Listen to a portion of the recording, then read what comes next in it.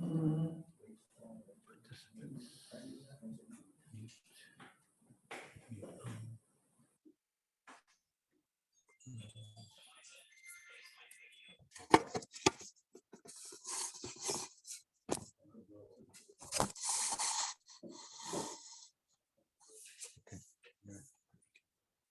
evening, everyone.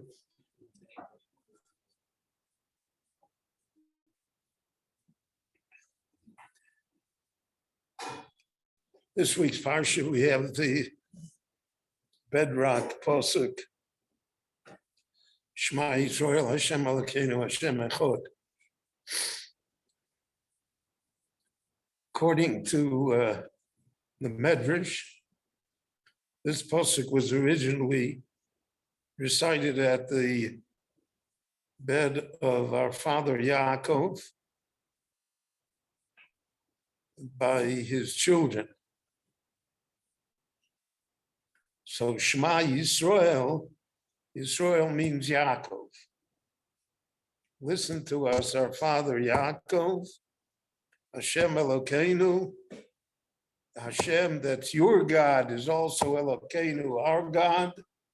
Hashem Echad, the unity, the indescribable unity of Hashem in the monotheistic vision of Judaism and the Jewish people.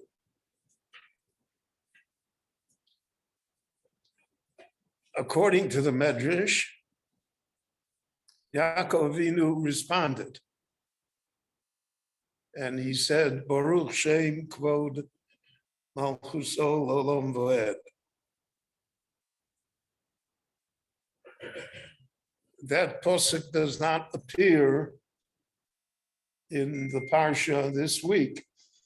It goes directly from Shema Yisrael to Ve'ahavta. Because of that, therefore, our tradition is that it is recited, but it is recited silently. The exception being on Yom HaKippurim, when it is recited publicly and in full voice.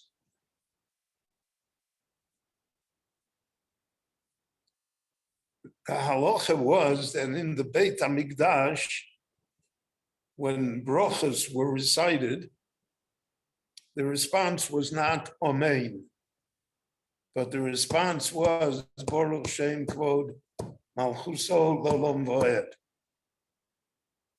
So that Baruch Shem Kvod Malchuso L'Olam Voed becomes synonymous with Amen. Amen is an affirmation as to what was said before. We have that even in common speech today. If somebody says something to you and it's true and you want it to happen, you say, Amen. So Baruch Shem Kvod Malchuso L'Olam Voed was that affirmation of the unity of God, of Hashem Elokeinu, Hashem Echad. All year long, we don't recite it out loud, but on Yom Kippur we do, because Yom Kippur, we are in an exalted state. And in Yom Kippur, the whole Yom Kippur is based on the service of the Beit HaMikdash, more so than any other day of the Jewish calendar. And because of that, therefore, we recite the Baruch Shem Kvod Malchuso L'Olam Voed. Now, Shema Yisrael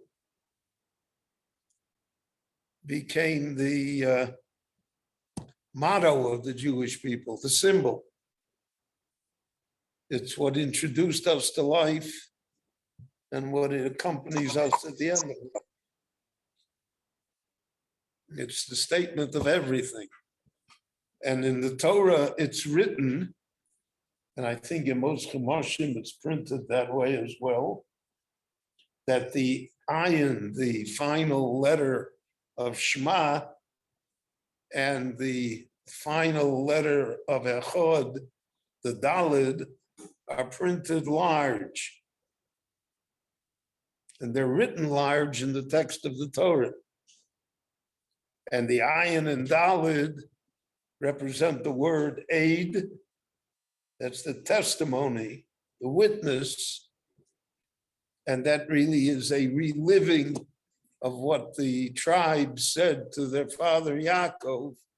It's a testimony that we are loyal to what you represented. We affirm that again.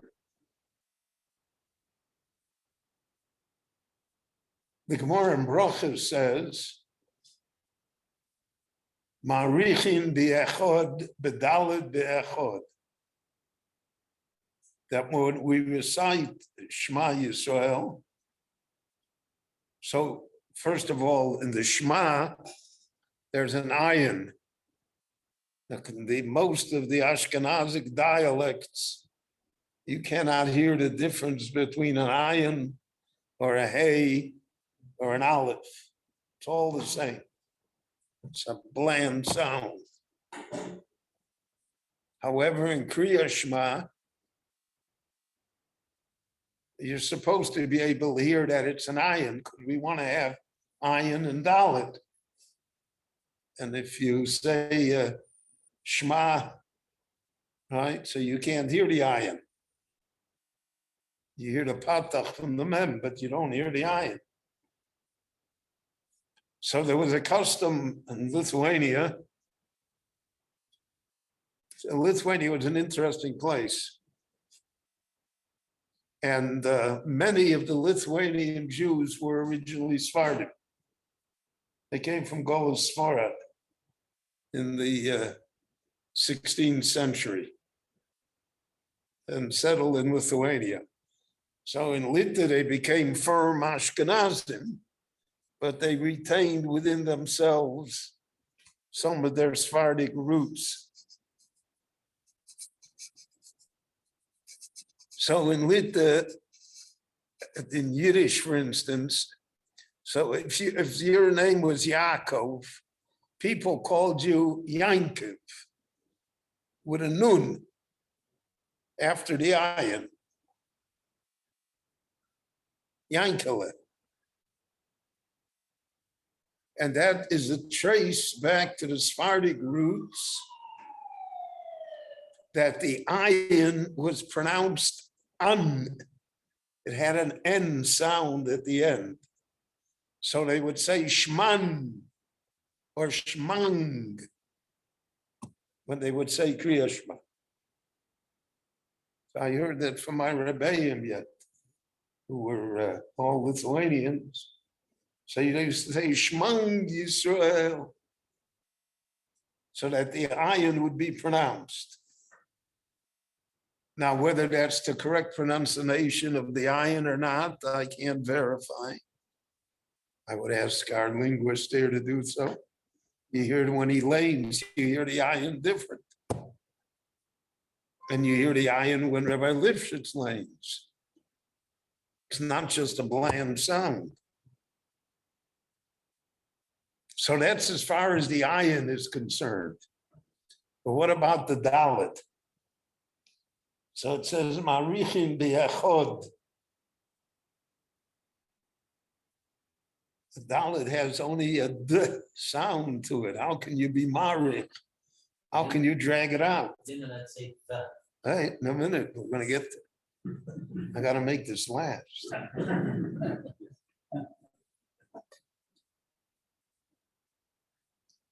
So most people are yotzei marichin be'echod by making the ches long.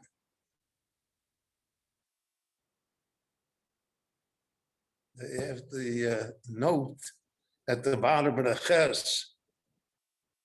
Komets becomes long. So echod. But that's not marichin bedalit. That's marichin in the ches. But that became accepted simply because there was no way to be marich the dalit. They didn't have a tradition. What did the Gemara mean? Marichin bedalet.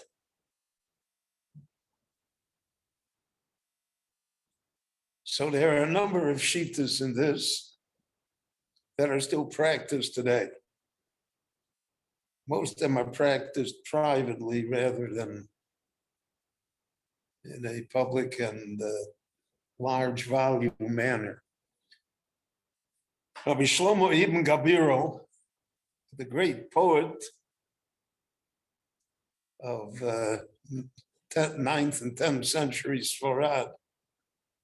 So he was a great Talmud Chacham, he was a great poet, he was a very interesting person. There's a street named for him here in Mechavia. I don't know if he ever imagined he'd have a street named for him in Mechavia. But he has a poem about it. There's a sefer called the Kol Shirei Rabbi Shlomo Ibn Gabiro. Big book, because he was a prolific poet. And in it he says, in the midst of a poem, he says, Ma'arichin bedalid kishiras hadvorim. The dalid is like the sound of a bee. Bzzz. That's what the dalid is. And I heard from many Rabbeim that they would say, Hashem echod zzz. And that's the sound of the dalid. And if you say that it's kishiras advorim, you can be marich in it. You can have as long as you want.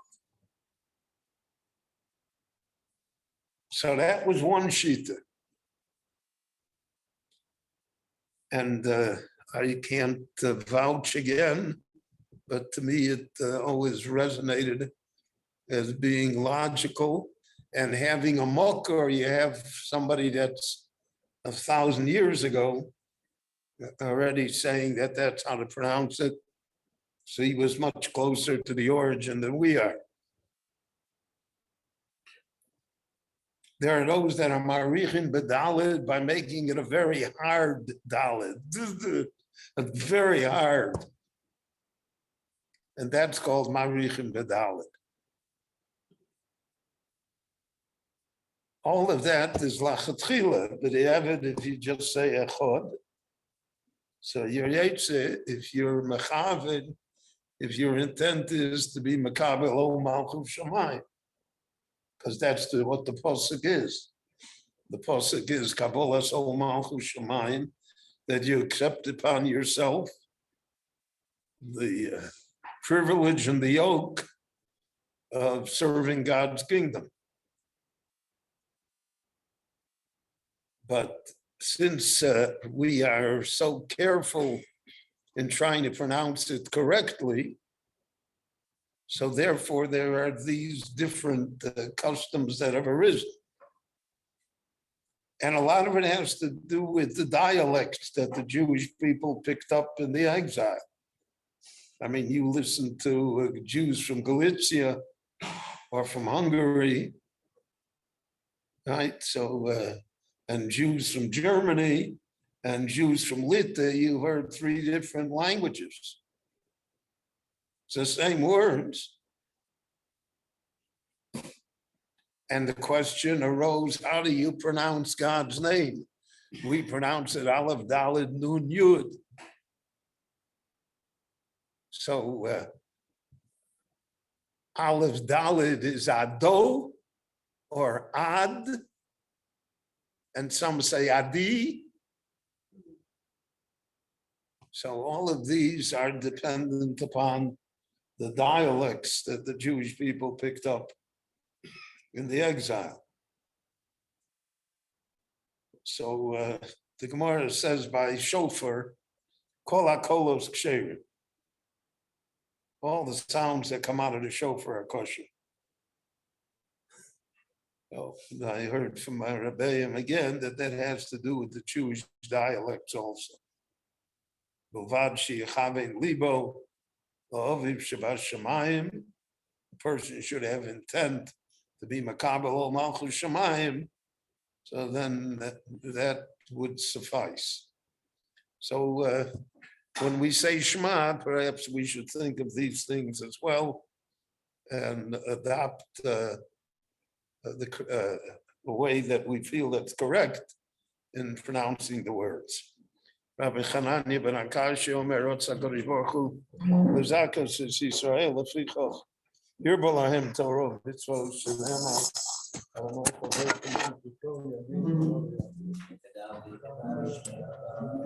I'll